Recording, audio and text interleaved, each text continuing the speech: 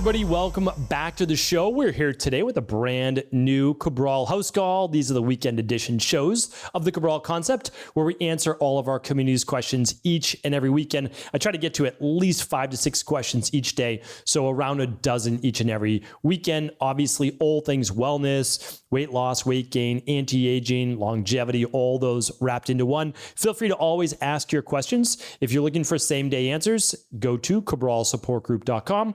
And if you don't mind waiting about 10 to 12 weeks for your question to be read live on the show, you can find that at stephencabral.com/askcabral. All right, let's dive into the questions this week. I just opened up the Teams document, and it looks like this episode 2787. 2787 will be today's show. And what I will do is I will have that set up with all of the questions for the day. So if you want to head over there now, you can obviously read them as we go along. All right, let's dive right into it. So the first one is from Tony, and it says, I have low thyroid and osteoarthritis with 2 TKR. I have a genetic form of anemia called Thalassemia Minor. Could this be the cause of my problems? I'm 65, postmenopausal. I do a 3-2-2 intermittent fasting and have, I think it probably says for about a year, 3 16-hour days, 2 nomad, 2 no fasting. I try to get sufficient calories during my eating window. Shall I stop for a couple of weeks and start it again? Okay. I think it's supposed to, 2 OMAD. Got it. Sometimes the voice text on our phone happens to me all the time, writes all sorts of wild things in there. All right, let me pull this together for you. So I have lots of shows on anemia caused by thalassemia minor. I definitely would recommend going to stephencabral.com/podcast. Just type in thalassemia minor. The reason why I'm not going to write that in, answer that is because we have that, and actually not in regards to your thyroid. So just because you have thalassemia minor doesn't mean that you have to have low thyroid. And I would say that the two aren't necessarily related. They can be. And the reason is that you can have anemia because of thalassemia minor, or you can have anemia because of other issues that could cause low thyroid. And we're going to talk about some of those right now. So anemia could be caused by low copper, low vitamin C, or low iron, and all of those things affect your thyroid. So I would absolutely look at those. Like, without a doubt, I'd be running my ferritin levels, transferritin levels, my total iron binding capacity, TIBC, on blood work, and then iron saturation. So I would definitely be looking at those to see if, okay, I really did have low iron.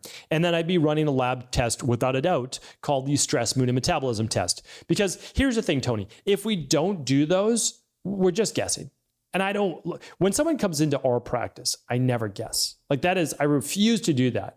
You've probably been to a dozen other people, and they may have done some guesswork. And there's actually nothing wrong with that, because not everybody does lab testing. Not everybody can do lab testing. And sometimes, it works. That's the truth. Like, it just works. So for example, with thyroid, it could be low mineral levels, like I just spoke about, copper, selenium, etc. Could be low vitamin levels, B6. It could be the iron that I spoke about as well. There could be high levels of heavy metals. There could be a lack of, what else? Could be a lack of iodine. So all of these things matter, but it's like nearly impossible to figure out if you don't run something like the Big Five, or at least the stress, mood, and metabolism test.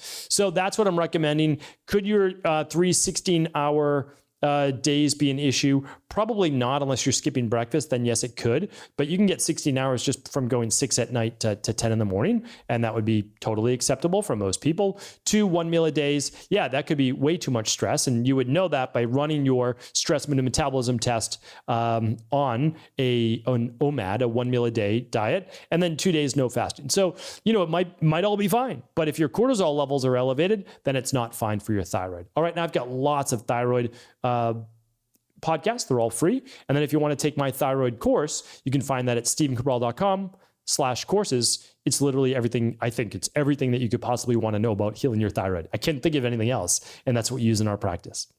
All right, Anonymous is up next. Hi, Dr. Cabral. Thank you for all the work that you do. I have CBO, and I'm doing the CBO protocol, and we'll be doing the killing phase for the 90 days, followed by the 90-day repair phase. During both of these phases, do we need to remove dairy, gluten, and alcohol completely? I have a celebratory event in the latter part of the year, and I hope to enjoy 1 to 2 cocktails, but unsure if this will ruin the entire protocol. Any advice? No, and hopefully, So on the boxes, there's a little QR code that you can scan, and it gives you your whole diet plan, and it kind of walks you through everything. But this is actually a better question to ask at cabralsupportgroup.com, just because you'll get an answer the same day. So like that's I don't mind answering it at all. Like, the truth is, I mean, this is what I do. It's what I've done now for, well, I think at least 25 years. And so here's the thing. You get to actually have one cheat meal per week after 21 days. So every single week after 21 days, you get a cheat meal.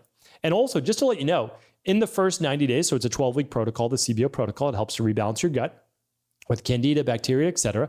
But it's removing, but it's also replenishing as well. So it's healing that time too. And then the CBO finisher is just to make it easier. So it's like less products to do all at once. And that's the bigger heal and seal. So you remove dairy and gluten for, ideally most days of the week, except for your one cheat meal, and then alcohol as well. And then you'll be good to go. All right. So unless you have a big setback, and I've talked about that, I have a lot of free podcasts on our cheat meals right for you. And if you ever can't find one of these podcasts by searching at stevencabral.com/podcast, just ask at cabralsupportgroup.com. We're here to help. We'll help you find it. All right. Thanks for writing in, Anonymous. I appreciate you. All right, Kelsey's up next. Hi, Dr. Cabral. Thank you in advance. I've struggled with mild cystic acne for many years. However, lately I've been getting a couple that somehow turn infected. They get incredibly swollen, have to be lanced, and culture comes back positive for staph infection. I avoid antibiotics at all costs, but with staph, as I've listened to every podcast, you've stated that this one occasion that it's necessary, so I do. Of course, I take Saccharomyces boulardii while on them. I'm just looking for confirmation that I'm on the right path. This is my plan, 21-day detox, CBO protocol, finisher, heavy metal detox. I've also ordered the stress mood and metabolism test to see my hormone levels. Also, am I right to take the antibiotic if I have staph in the future? Okay, so first things first. I never made that recommendation. I just want to say that right now. I cannot make any medical recommendations, right? No medical recommendations on the podcast, no medical cures, no medical treatments, no medical advice. So I can't give you that. That's not legal, nor is it ethical of me, and I wouldn't do that. Okay. So in the past, I've talked about a staph infection after, let's say, like surgery, and people needed to take antibiotics. I will say I agree with that. Yes, I agree with that. Anything literally life-threatening, then I would say, okay, that's a time to use antibiotics. That's my personal philosophy. I have not taken antibiotics since 27 years old, and I will never take them again in my entire life because of how they destroyed my immune system. Now, keep in mind, I was on them for 3 years straight, so there's a little bit of context with that. But I won't do it again because I've repaired my gut. I fixed my histamine issues. I fixed my autoimmune issues. I fixed everything. I'm not going to go backwards. So I try not to put myself in a position where I may need to use antibiotics. Having said that, if I ever have to, and it's a life-threatening situation, of course I'll take them. And yes, I will use my CBO finisher, and I'll be taking the CBO finisher at the same time. Okay, so that's that. And the CBO finisher, you can take the Clean Gut Probiotic, which has the Saccharomyces boulardii, and the Healthy Gut Support. That's typically what we do. All right, so I would look at the gut. So I like that you're taking the stress, mood, and metabolism test, but without a doubt, if it were me, I'd be taking the bacteria and parasite stool test. So that's what I would look at. I would say, why, Kelsey, why do you have a potentially larger amount of bacteria that is in the bloodstream or in the body? Is this hormonal based or is this more bacterial imbalance based? And by using the stress mood and metabolism, you'll know if it's hormone, especially estrogen dominance. And if you're premenopausal, you'll take it around day 19, 20, 21 of your menstrual cycle and make sure that it's on that day. And that for the stool test, you'll just take that anytime that you want. It's a 3-day stool test for bacteria. All right. So that's how I would do it, Kelsey. Jules is up next. Julia's up next. Hi, Dr. Cabral. Just asking because I've been attempting to take an at-home hormone blood test that was purchased from another company before I discovered you. I want to do the test, however. I have an IUD and have no menstruation in order to track where I'm at in my cycle. I started taking ovulation tests to check my luteinizing hormone in an attempt to track my cycle, but I find it's not consistent. Do your blood tests require tracking cycle? Also, any tips on finally testing myself? This stemmed from low libido. I'm 34 years old. I feel like I'm 70.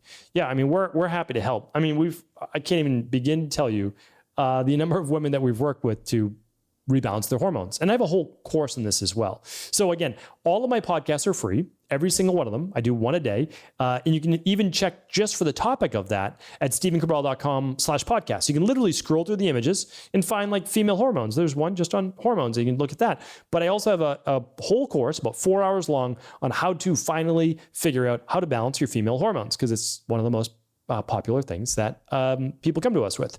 And by popular, I know that's probably a misnomer and how I said that, but it's one of the most pressing things clients come to us with. Okay, so you can take the course, stephencabral.com/course. You can run the at-home labs, whatever works for you. So my ideal recommendation, Julia, is if you can, you run the big 5. Because your hormones can be affected by other parts of your body. If you can't run the big 5, yes, then we'll just run the stress, mood, and metabolism test. I don't know the other company that you're purchasing through. Honestly, I just want to share this with everybody. I've shared it before. It is not just the lab data that matters. It is the practitioner you're working with, and you don't have to work with our team. Right? You don't have to work with me and my team. You don't. You can work with any integrative health practitioner level 2. We have no business relationship with them whatsoever. We don't get referral fees, nothing at all. Nothing at all. My job is to try to certify the next and future generation of true at-home integrative health practitioners. They can help you anywhere in the world. So you can find them at integrativehealthpractitioner.org. Feel free to look any of the level 2s up. They can help you with lab testing. Level 1s can help you with overall healthy lifestyle. Both are great.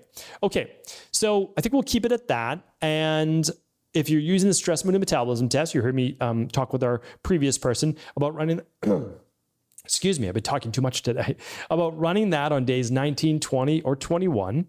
If you cannot find that particular day in your cycle because you might have a dysregulated cycle, then what I want you to do is take the lab test on the day you have the most symptoms or likely feel the most symptoms during your cycle. That's typically how we do it, and we can work from there.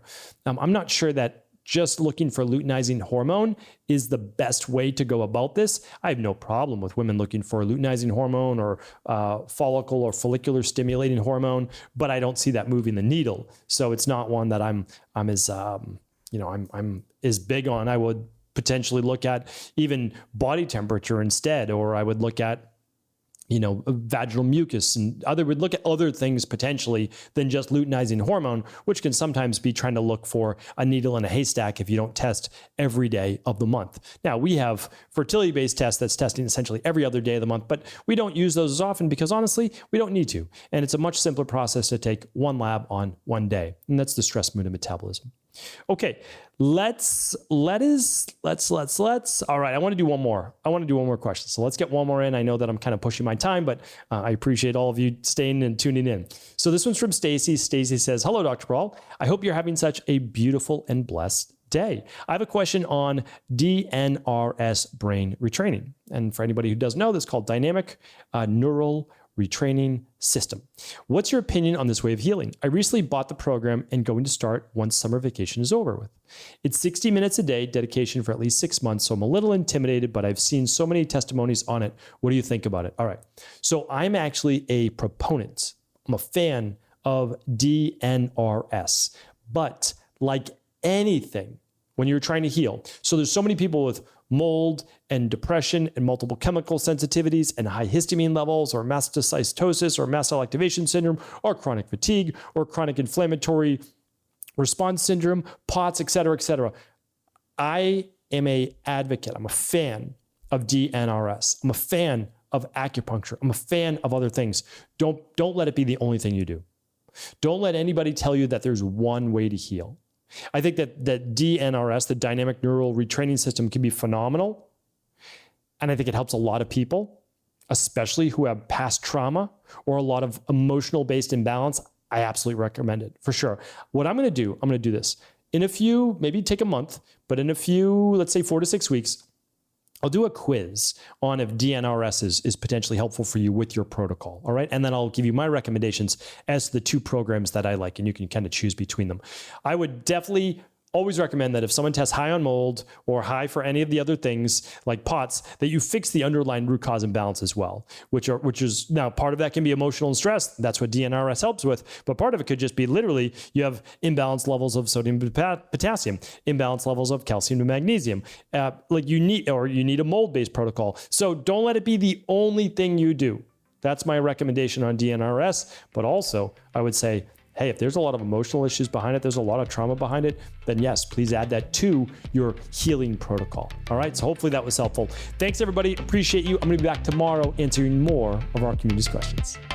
Thanks so much for tuning into today's show. Before you go, don't forget to hit that subscribe button. I want to make sure that you're getting our daily content, not missing out on anything functional medicine, wellness, weight gain, weight loss, anti-aging, living longer, stronger, and all of the most cutting-edge research.